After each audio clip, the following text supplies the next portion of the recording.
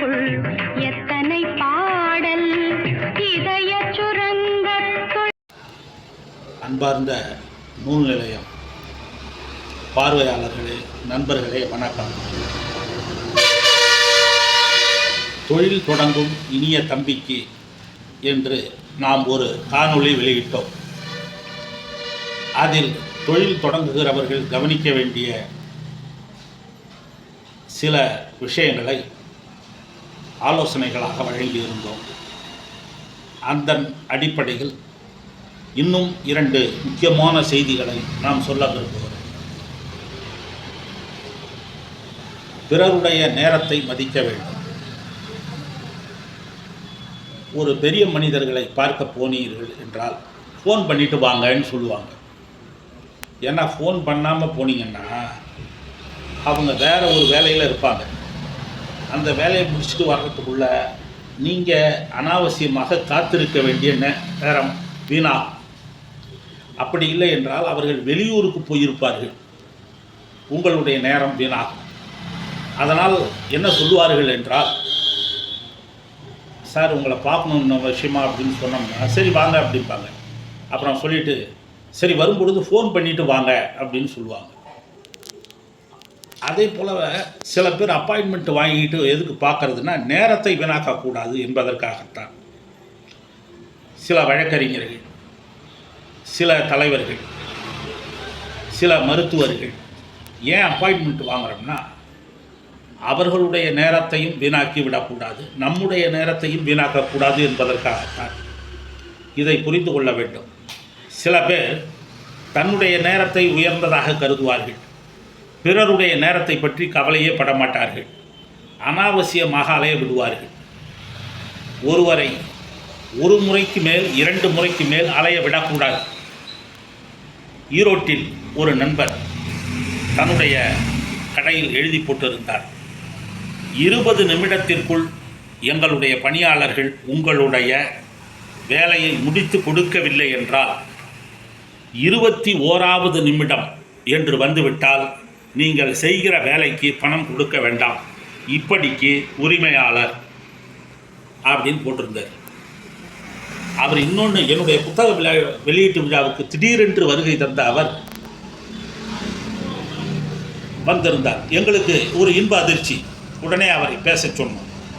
அவர் ஒரு 2 நிமிடம் பேசினார். அப்பொழுது சொன்னார், நினப்பு குழப்ப கெடுக்கும், நினப்பு குழப்ப கெடுக்கும்னு சொல்லுவானுவா, குழப்ப கெடுக்காது, நினப்பு குழப்ப கொடுக்கும் அப்படிம்பார். நினைக்கணும் அப்படிம்பார். நினச்சாதான் ஜெயிக்க முடியும், நினச்சாதான் வாழ முடியும் அப்படிம்பார். மனசு வைக்கணும் அப்படிங்கிறதுக்காக அவர் இந்த மாதிரி சொன்னார். அந்த மாதிரி பார்வையாளர்களுடைய நேரத்தை, வாடிக்கையாளர்களுடைய நேரத்தை மதிக்க வேண்டும். எனக்கு தெரிந்து ஒரு பிரமுகர் தன்னுடைய பிரச்சனைக்காக ஒருவரை தேடி 10 முறை அலைந்தார். இன்னொருவரை தேடி 13 முறை அலைந்தார். என்னால் முடியும் முடியாதுன்னு சொல்லணும். என்னை தேடி வராதிங்க, உங்கள் நேரத்தை வீணாக்காதீங்க, என்னால் முடியாது, நீங்கள் இவரை போய் பாருங்கள், அவர் உங்களுக்கு வேண்டியதை செய்வார், வெட்டி பேசுவார், துணிச்சலாக பேசுவார் என்று சொல்லிவிடுவார்கள். இதுதான் நல்ல மனிதர்களுக்கு அழகு. என்னால் முடியும் முடியாது என்று சொல்லிவிட வேண்டும். அனாவசியமாக அலையாதீர்கள், இது என்னால் முடியாது, நீங்கள் அவரை பாருங்கள் என்று சொல்லிவிட வேண்டும். இப்போ மருத்துவர்கள்ட்ட போனீங்கன்னா ஒன்று சொல்லுவாங்க, அவங்களால முடிஞ்ச வரைக்கும் பார்ப்பாங்க, முடியலன்னா நீங்கள் வேறொரு மருத்துவர், பெரிய மருத்துவர் ஒருவர் இருக்கிறார், அவரிடம் செல்லுங்கள் என்று லெட்டர் எழுதி கொடுத்துருவாங்க. அந்த மாதிரி இருக்கணும். சில பேர் இருக்கிறான், ஃபோனை போட்டால் எடுக்கவே மாட்டான். இவன் எதுக்கு பொது வாழ்க்கையில் இருக்கிறான், இவன்லாம் எதுக்கு பொது வாழ்க்கையில் இருக்கான், இவன்லாம் எதுக்கு பிஸ்னஸில் இருக்கான்னே தெரியாது. ஃபோன் எதுக்கு வச்சுருக்கான், அவனுக்கு ஒரு வேலைன்னா 100 தடவை ஃபோன் பண்ணுவான். ஆனால் நம்ம ஃபோன் போட்டால் எடுக்கவே மாட்டான். இவன்லாம் எந்த காலத்துலேயும் உருப்பிட முடியாது, எந்த காலத்துலேயும் ஜெயிக்க முடியாது. எழுதி வச்சுங்க. எவ்வளவு இது இருக்கட்டுங்க, பிரச்சனை இருந்தாலும் உடனே எவன் ஃபோனை எடுக்கிறானோ அவன் தான் வெற்றி பெற்ற மனிதன். பொது வாழ்க்கையிலையும் சரி, பிஸ்னஸ்லையும் சரி, எவ்வளவு பிரச்சனை இருந்தாலும் உடனே எவன் ஃபோனை எடுக்கணும். அதுக்கு கூட தகுதி இல்லைன்னா அவனை நம்பி எப்படி நம்ம வேலையை கொடுக்க முடியும்? அதனால் பிறருடைய நேரத்தை மதிக்க வேண்டும். அனாவசியமாக ஒருவரை காக்க வைக்கக்கூடாது, அலையவிடக்கூடாது. இதில் தெளிவாக இருந்தால் முன்னுக்கு வரலாம்.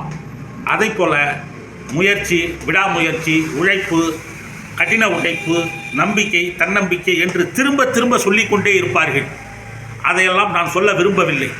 இதெல்லாம் சாதாரணமானது. நான் குறிப்பிட விரும்புவது தனித்தன்மை.